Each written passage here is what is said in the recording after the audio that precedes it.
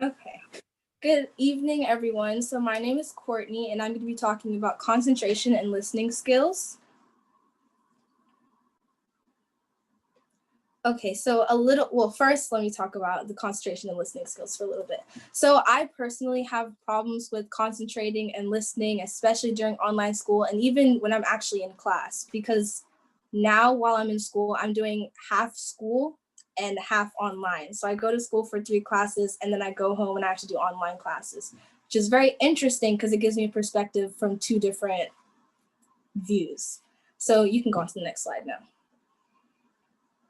So a little bit about me. This is my elevator pitch. Hi, my name is Courtney. I'm a junior at McKeel Academy of Technology in Lakeland, Florida. I plan to double major in either sociology or psychology and political science, then attend law school, study constitutional law, and become a civil rights lawyer. In the future, I hope to open my own law firm and make my employees feel as if they're right at home. I'm very passionate about equality for minorities, but more specifically, African Americans. I love helping others and being able to socialize with my peers. I hope I'll one day be able to make my mark on the world. And your elevator pitch helps to let others learn a little bit more about you in a short period of time. And it gives a couple facts about you so that they will know for the future. So for some concentration tips, I know not everyone can sit and listen to teachers for hours on end. So I'm here to help teach you guys, well, not teach you guys, but help give tips on concentration. So first things first, you have to let your phone breathe a little. As Emily was saying about the half work, you have to put your phone away because it's one of the biggest distractions. Like a Snapchat notification will pop up and I'll be doing my homework and I'll quickly go on Snapchat and then I'll end up getting sidetracked for like 30 minutes texting my friends, not even thinking about homework whatsoever.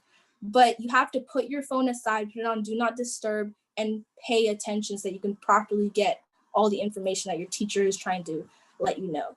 And also you have to try and find a safe space, somewhere where you feel comfortable.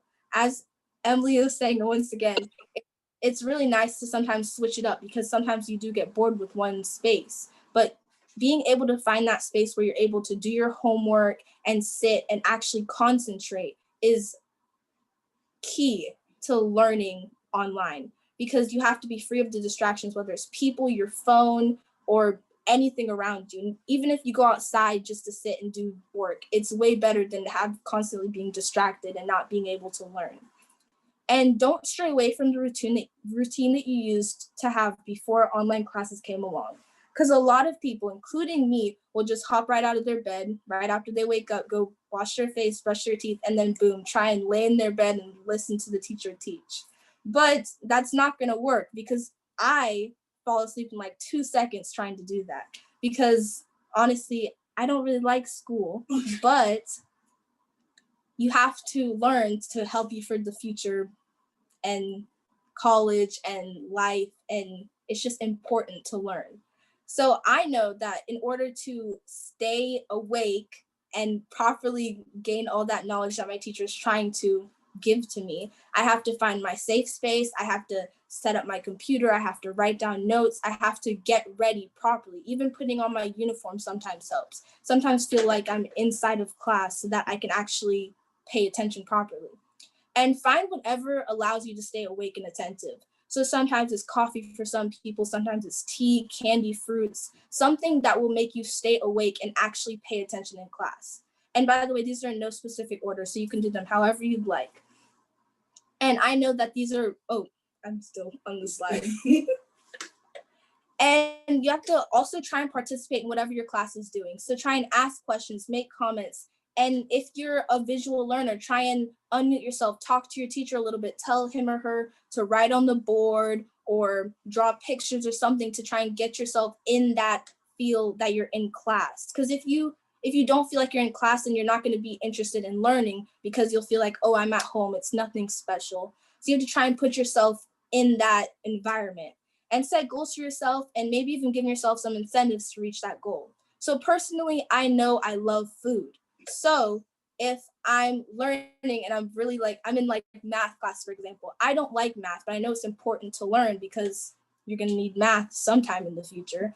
So sometimes I'll be like, okay, if I get through this math class, I can go get myself a piece of cake. Something like that to kind of push yourself through the class to make sure that you're focusing and make sure that you're actually doing your work so that you're like, okay, I can maybe do this after I'm done, or take a break after I'm done, or something to get you to push past.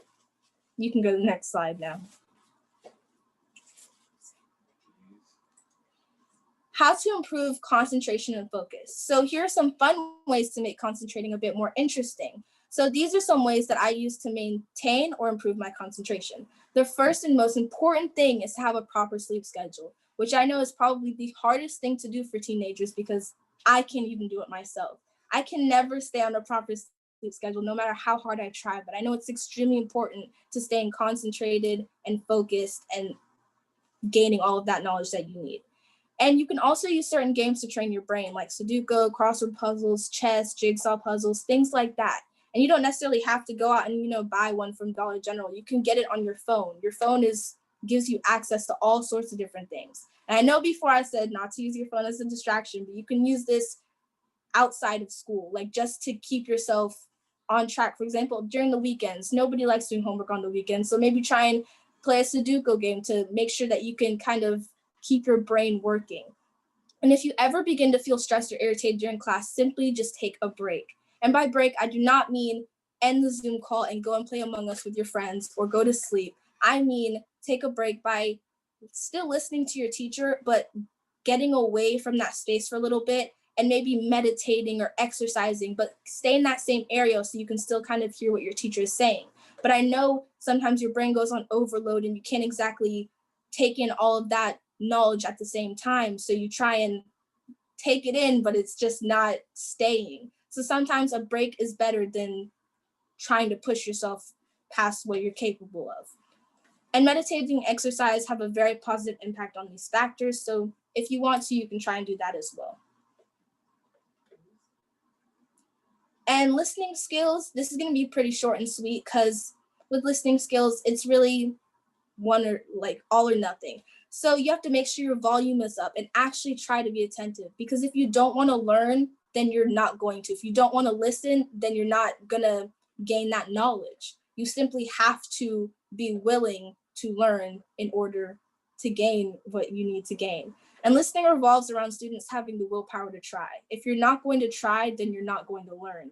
And you can purposely not listen and miss the lesson, and you'll end up getting a bad grade on the test, a bad grade on the quiz, not getting a good grade in the class, which ultimately wouldn't do well for you. Or you can use some of these tips and tricks to help to be successful within your class.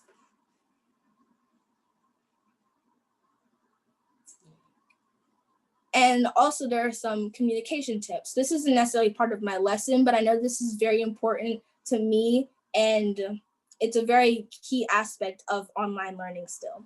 So if you're having issues with class or anything of that sort, your teachers are always there to help.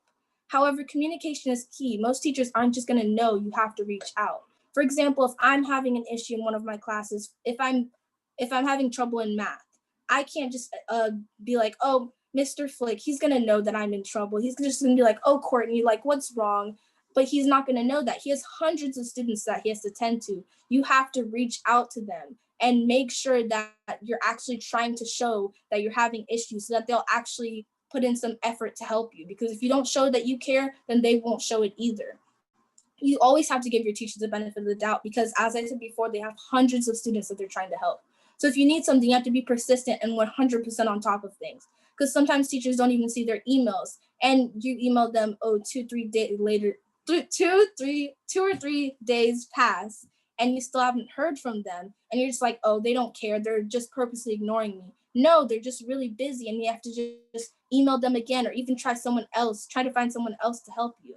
Don't think they don't care just because they haven't responded, because most teachers truly do.